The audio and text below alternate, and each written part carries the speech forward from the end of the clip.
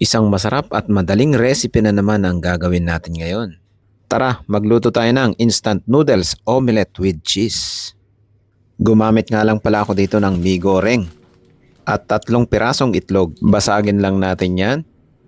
Tapos lalagyan lang natin ng paminta, asin, liquid seasoning, chopped garlic, spring onions. Ilagay din natin yung mga seasoning na nakalagay dun sa noodles. Dagdag lasa din yan. Pagkatapos, bati-batihin lang natin yan hanggang sa mag-mix ng maayos. At pakuluan lang natin yung noodles hanggang sa maluto. Saka natin salain at ilalagay natin dun sa egg mixture natin na ginawa kanina. Magpainit lang tayo ng kawali at lagyan natin ng konting mantika at butter. Saka natin ilalagay yung egg and noodles mixture.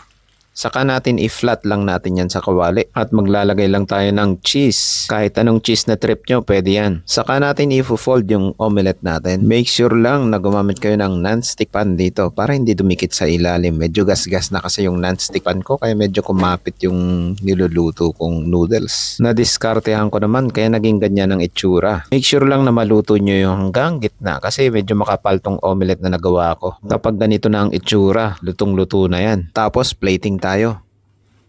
Ayan ang ganda ng itsura. Tapos lalagyan lang natin yan ng sriracha or ketchup or mayonnaise, depende sa trip nyo. Tapos lagyan lang natin ng garnish na spring onion. Ayan tignan nyo naman kung gaano kasarap yan. Napakadali pang lutuin. Tamang-tama sa'yo ang recipe na to kung sawa ka na sa tipikal na luto ng pansit canton. Nagulat ako sa sarap ng recipe na to. Kaya ano pang iniintay mo? Lutuin mo na ang napakadaling recipe na to. Ayun lang, maraming salamat. See you in my next cooking trip ko.